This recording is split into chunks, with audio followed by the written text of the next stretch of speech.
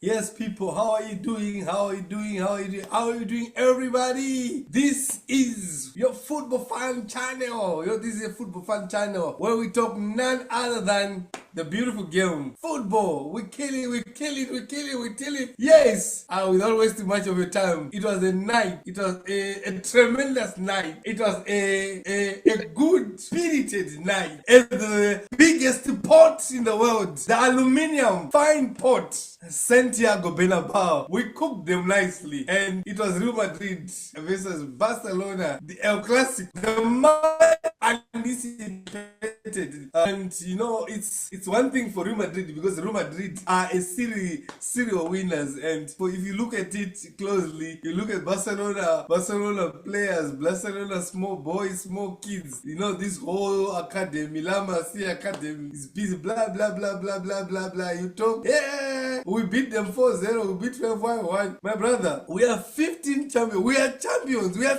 serial winners. Madrid have never gone a season without a trophy. That's one thing. Before you were born, Madrid was winning trophies. Young men, before you were born, Laliga, Madrid was winning trophies already. So, last season, what trophies did you get? What trophies did you get? We managed to secure a Yeah, man. It was a beautiful weekend, man. But Hala Madrid. When you lose, man, in football, when you lose and you lose fair and square, you need to agree. You outplayed us. On that game. You outplayed us. You see, on that game, you can start to feel why we missed Rafinha in that game, why we missed leadership in that game. There's only one part of Rashford that is he needs to work on. This is no longer Premier League, man. This is no longer Premier League. He doesn't press. He doesn't press enough, man. He doesn't press enough. That game I missed Rafinha. That's why we under this. The defense was shambolic. I don't know why did we bench Araujo and play Kubasi and Garcia on that game. For what? The goal that Bellingham scored, useless goal, something that can be easily defended. I was so disappointed, but to be honest, Real Madrid outplayed us. We're not performing. The defense was very poor. The attack we really missed. Lamine Yamal did not do nothing on that game. Nothing. They were not really finding. But I don't know what was happening with Wknd, man. You wasted a lot of chances. He was just awful. We need to start finding someone to replace him. We need to start finding a right back that is proper because this season you can't trust on him. But yeah, man, it was a good game of football. Pedro got a red card. Oh my God, that was the downfall for me. I don't care about losing, but Pedro getting a red card, that was the downfall. But man, talking about the Real Madrid game, man, you need to work with your boys. You need to control Vinicius Jr. That kind of mentality, that kind of gorillaism that he was bringing to the game. We don't want that kind of attitude to a player. First, he's fighting with his own coach because he was substituted. Now, after the game, you want to go for Lamine Yamal. Same applies with Dani Carvajal. That was stupid, man. You're an old man. You go doing this to an 18-year boy. That was stupid. The goal that you only scored for Spain, it was an assist from Lamine Yamal. You've played for Spain how many years? You don't have nothing that you contributed. You only scored one goal that was assisted by Lamine Yamal. An 18-year boy. You will be there with him in the camp in Spain. Why don't you call him aside? You have his number. You can phone that boy aside and tell him, this is not how you go about football. You don't talk,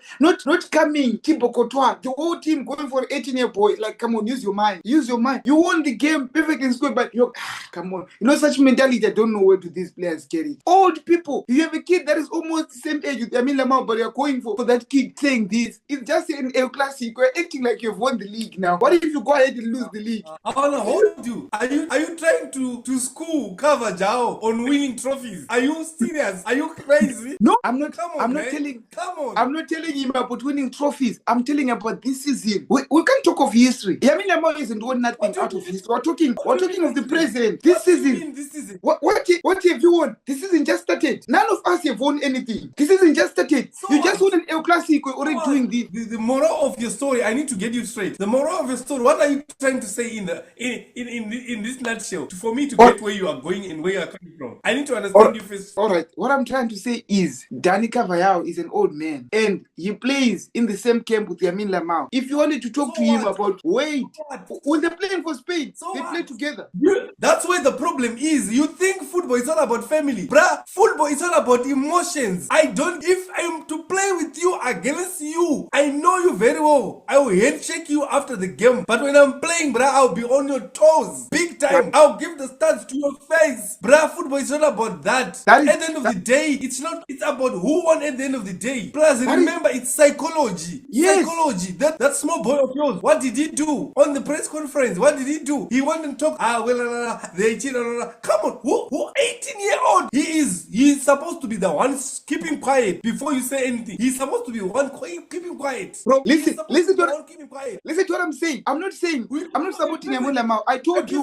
What did he contribute on the game? Did he even assist? You didn't. The whole game, he was outside. The whole game, he was outside there. I told you before the game that I do not support this thing of going and speaking a lot in social media and press conferences. He was wrong to do that. But what I'm saying is, yes, in football there's no family. When you're playing a game, come for me. Whatever they're doing throughout the game, the fans they're doing, it's fine. That's football. You have to play with the players' minds so that they can get lost like how they did. But after the game, you see what Cavallaro did? The whole drama happened after the game. You have won the game. So what nonsense was that after the game? You'll be there.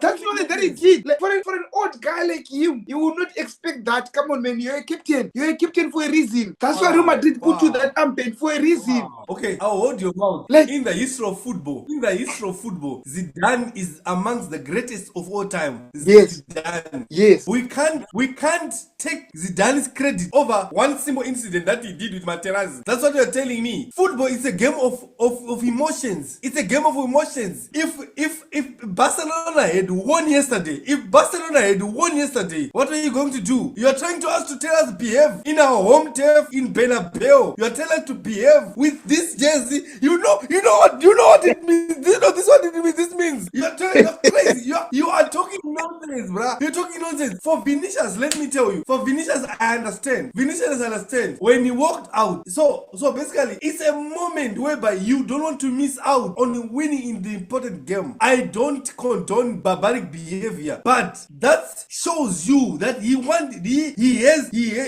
to win with Real Madrid. Well, I understand he get out of control in the nutshell and stuff, but you can't blame someone over reacting issues. No, never. It's a game of emotions, and for him again, he knew at this point I don't need to talk to Vinicius. I don't need to call him. You see what he did? He ignored him and let him breathe and come back. You see what I mean? That's what happened in football. There are things that you cannot take the whole record of you because you know what I'm saying. So some of these things, but anyway, kudos to Real Madrid. Biggest team won yesterday, and vamos Madrid, vamos. Hala Madrid.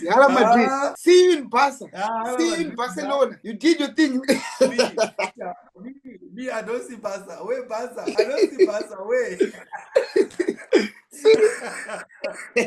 Yeah, it was a special game of football, man. Kudos to you guys. You won in that. We can't run away from the truth. But you know what? Let's not take too much time here. Let's go to other game. While you're on La Liga, we're also gonna talk about this one. Not gonna 12 deep into. Just gonna give the result. So I see a Real Sociedad played with Sevilla and Real Sociedad won 2-1. Girona played with Oviedo, and then there was a draw there 3-3. Barcelona Espanyol plays with the Sunni promoted Elche, and then Barcelona Espanyol won. Athletic Club played with Getafe. Again, Athletic Club keep on losing. They lost 1-0 to Getafe. I don't know what is Nico Williams doing there. And then Villarreal played with...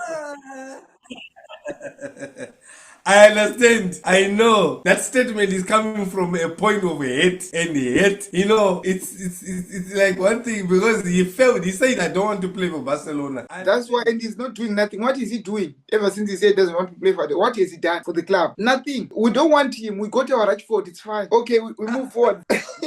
Villarreal won 2-0 to Valencia, and then Levante and Mallorca had a draw, and then Celta Vigo won 3-2 to Osasuna. Rayo Vallecano won 1-0 Ronaldo to Alves. And then I think today we have Real Betis and Athletic Club. It's another special game to watch because Anthony from Man U will be delivering some shots today. But yes, sir, let's move forward to what we got on our talk. Let's go to Bundesliga. Let's go to Bundesliga. Hey, Bundesliga was shaking this whole last week, and it was a beautiful time to marvel and see what's happening outside the Premier League.